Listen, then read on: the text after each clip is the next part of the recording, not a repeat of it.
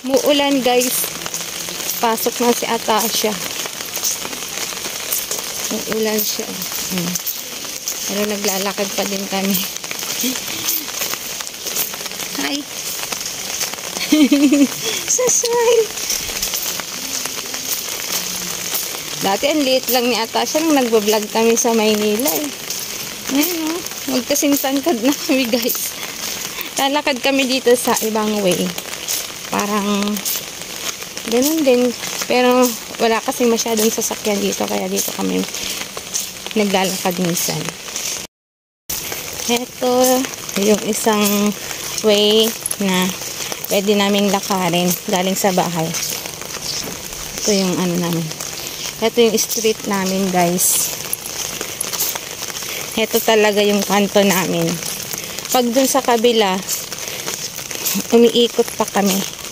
Dito, diretso lang tapos kaliwa ka lang. School na nila Atasha. May mga bakanteng lupa. Bakanteng lupa din dito. Tinaniman nila ng mga saging. Dito sa street na to, tahimik, sobrang tahimik. Hindi lumalabas din yung mga tao dito.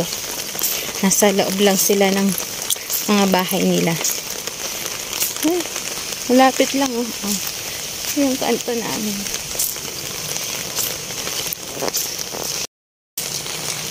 Actually, 1 year na kami sa bahay. Ibig sabihin 1 year na din kami nakatira dito sa street na to. Lakas yung ulan guys. Minsan malak 1 PM yung pasok ni Atasha.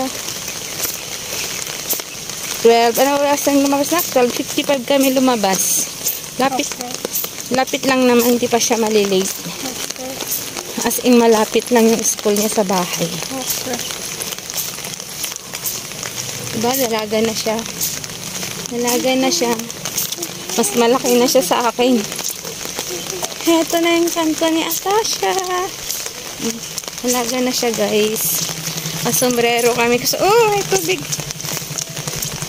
Kasi umuulan. Kanina mas malakas yung ulan. Pinatila lang namin. Para hindi masyadong mabasa si Atasha. Kaya lumabas na kami kasi medyo hindi na siya malakas.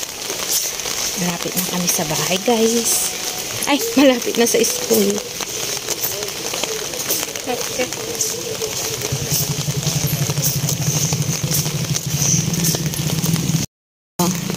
Dami nilang okra.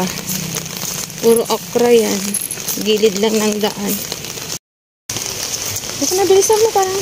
Bilisan mo, labubu. Labubu. Okay. Again.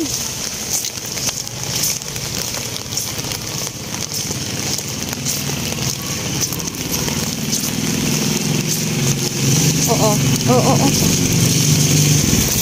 Lakad lang kami dito guys. Atasha as usual like sa Manila. Lakad lang din naman kami doon, di ba na? Kaya nasana yung mga anak ko ng paglalakad eh. Hindi na sila nagre-reklamo kahit lakad lang ng lakad kahit malayo na yung nilalakad. Sanay na sila. Hello ate!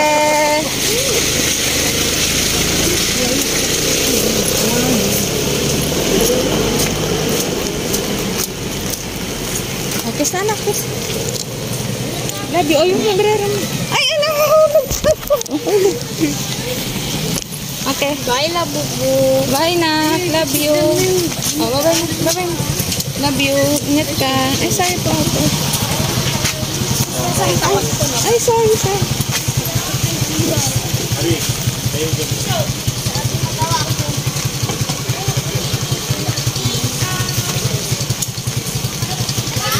Ayan, nakapasok na siya. Hihintay ko pa siya pumasok. Galing nga! Ay, wag na te! Okay. Ang galing mo mag-drive te! Ang galing mo! Okay, bye-bye! So, parents ko yun. Yung anak niya dati, nung last year, ah? Hindi, ate, okay lang ah.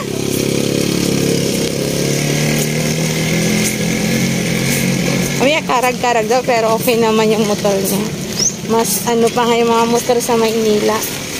Mas pangit pa tingnan. Sa totoo lang, yung mga motor dito medyo magaganda pa. Ano ko, parents ko pala yun. Yung anak niya magkaklase dati nung grade 4. Tapos nalipat ng section yung anak niya. Hindi ko alam bakit. Kasi ano ako eh. Pag nagpa-enroll ako, kung saan na lang ilalagay na section yung anak ko. So, lakad ulit tayo. Ito guys yung sinasabi ko sa inyong mga okra sa gilid ng daan. Mga tanim nila guys. May mga ano na may mga pang-ulam na sila. Masipag ka lang dito guys. Magtanim ng mga gulay. May mauulam ka na. Ayan, mga gilid lang. Ito, kangkong ata to eh. Kangkong yan. Mga kangkong sila guys. Diba? Ito yung pauwi na sa bahay. Marami nga lang kanto dito sa amin, pero kapag sanay ka na, madali na lang siyang hanapin. Ibang kanto. Ito yung papunta sa amin guys. Ito naman yung kanto talaga namin. Dun sa ibang video ko na napapanood nyo, na nilalakaran ko, yung malapit sa highway. Ibang ano naman yun, way. Pwede kasi doon, papunta sa school ni Keisha. At dito sa street namin, pwede din doon. Medyo mas ano kasi dito maglakad guys. Tawag doon. Mas mabilis ba? Doon kasi maraming sasakyang dumadaan. Tingnan nyo guys, gumamela to. Diba? Oh. Ang gaganda. Gumamela. Gumamela siya guys. Ganda ganda ng gumamela nila. May white din doon. Ito bougainvillea. Tapos ito hindi ko alam kung anong klaseng flower to. Ganda. Parang santan. Ito yung buhay ko bilang dakilang housewife. Dakilang housewife. Be proud of yourself kahit na sabihan ka nilang housewife ka lang, wala kang trabaho. Pero alam niyo, hindi matutumbasan ang pagiging housewife. Ay, tignan nyo to guys. Ganda ng bahay nila. Yung mga bulaklak. No, guys, oh. Ganda. Yung mga flower na lang yung ano ko. Papakita ko sa inyo. Ito yung papunta sa bahay. Oh, ganda oh. Ganda ng mga flower nila. Diba? Ganda. Pauwi na tayo guys. At naghihintay yung labahin natin sa bahay. Ito yung kanto talaga namin guys. Ang bahay namin dito. Etong side na to. Yung sa amin. O, tignan nyo guys. May mga tanim din silang kamote sa mga harapan nila. Kamote. May papayang maliit. Yan. O, meron din silang papaya. O, may okra din si ate. O, kapitbahay ko to guys. Oh, may sili din siya. Siling pangsigang. Oh, may siling pangsigang pala si ating tanim.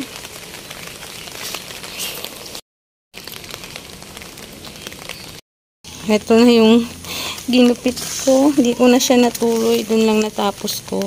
Siguro mamaya kapag tumila yung ulan. Lakas kasi.